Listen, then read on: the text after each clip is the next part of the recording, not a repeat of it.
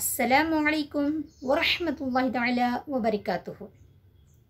अल्लाहुम्मा सल्लि अला सय्यिदिना व मौलाना मुहम्मदिन मअदिनिल जूदी वल करमी व आलिहि व अस्हाबिहि व बारिक वसल्लम। सलातुम व सलामुन अलैका या सय्यिदी या हबीबी या रसूलुल्लाह सल्लल्लाहु तआला अलैहि वसल्लम।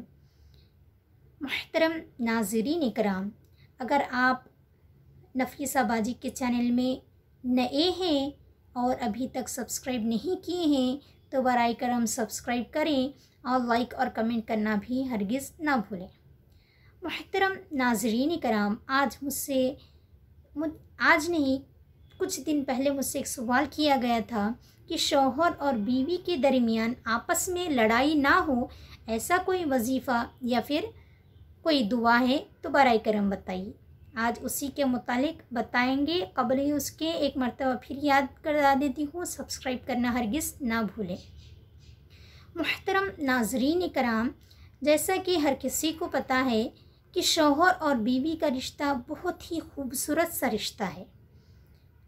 इसमें लड़ाई या झगड़ा फसाद हो तो सबसे पहले शैतान बहुत ज़्यादा खुश हो जाता है, चूँकि शैतान को शौहर और बीवी के दरमियान लड़ाई जब होती है तो उसको जो खुशी मिलती है, जो मसरत मिलती है, उसका कोई अंदाज़ा, उसका कोई ठिकाना नहीं है। तो मुहतरम नाज़रीन कराम, हमें हमेशा कोई भी काम हम जब करते हैं तो हमें शैतान को फतह नहीं बल्कि शैतान को शिकस्त दिलाना है, शैतान को हार दिलाना है। और अल्लाह तबारक व तआला को बिल्कुल पसंद नहीं कि शौहर और बीवी के दरमियान आपस में कभी भी लड़ाई और झगड़ा हो। हमें हमेशा ये कोशिश करनी चाहिए, चाहे वो औरत हो या फिर मर्द हो, दोनों में से किसी को तो एक को ये कोशिश करनी है कि अगर मर्द नहीं समझ रहा है तो औरत को कॉम्प्रोमाइज़ करना है, अगर औरत नहीं समझ रही है तो मर्द को कॉम्प्रोमाइज़ करना है।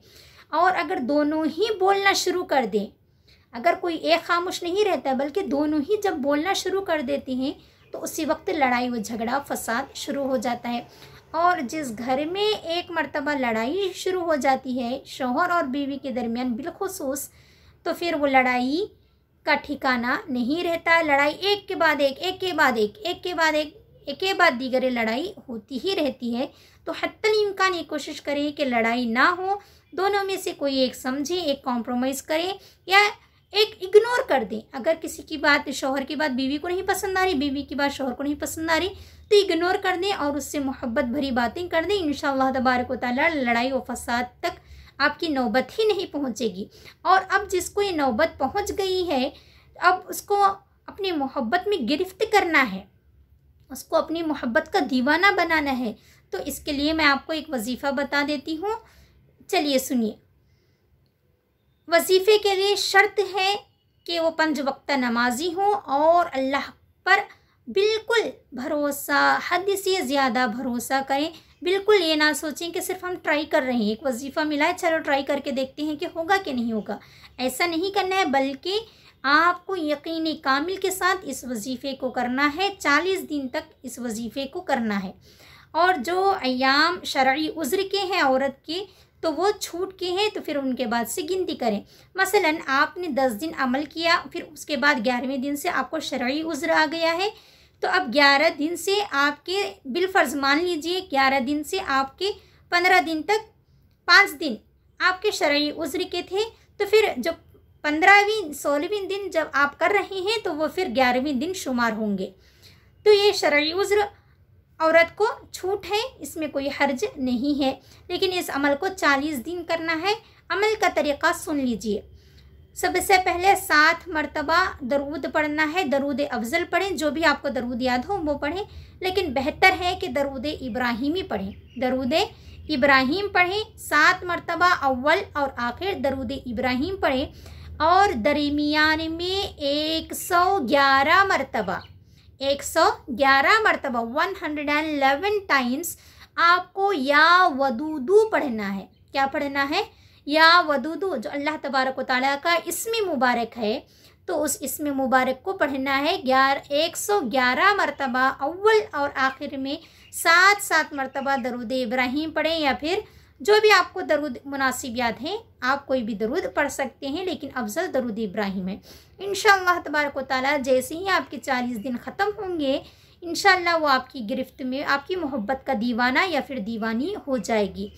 आप रोज़ाना पढ़कर किसी मीठी चीज़ पर या फिर पानी वगैरह पर दम करके शौहर को या फिर बीवी को पिला दें। इंशाअल्लाह तबारक व तआला आपस में मोहब्बत पैदा हो जाएगी, लड़ाई और झगड़ा फसाद नहीं होगा। हत्तल इम्कान कोशिश ये करें कि एक दूसरे को समझने की कोशिश करें, एक दूसरे को वक्त देना ज़रूरी है। आजकल ये नौबत ही इसलिए आ रही है कि चाहे वो शौहर हो या फिर बीवी हो, दोनों आपस में फ़ोनों में घुसे रहते हैं, फ़ोनों में अपना वक्त ज़ाय कर देते हैं। तो इसलिए एक दूसरे को समझने के लिए, एक दूसरे को बात करने के लिए, एक दूसरे के लिए वक्त जब नहीं रहता है तो आपस में खुद ब खुद लड़ाई आ जाती है। तो बेहतर है कि फ़ोनों को साइड में रखें, आपके मसरूफियात जो भी बाहर के हैं आप उनको रखें।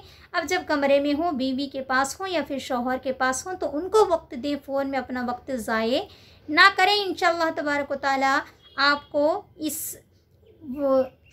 इस वजीफ़े से भी ज़रूर आपको मिलेगा, समरा मिलेगा।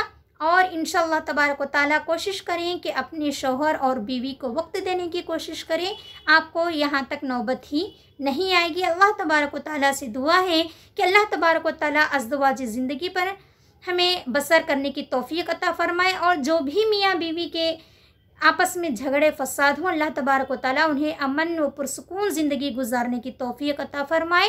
अल्लाहुम्मा आमीन। इंशाअल्लाह तबारक व तआला अगले वीडियो में रिज़्क़ में बरकत की आपके सामने वजीफ़ा पेश किया जाएगा। अमल करें, लाइक करें और कमेंट करें। अस्सलामु अलैकुम व रहमतुल्लाहि तआला व बरकातुहू।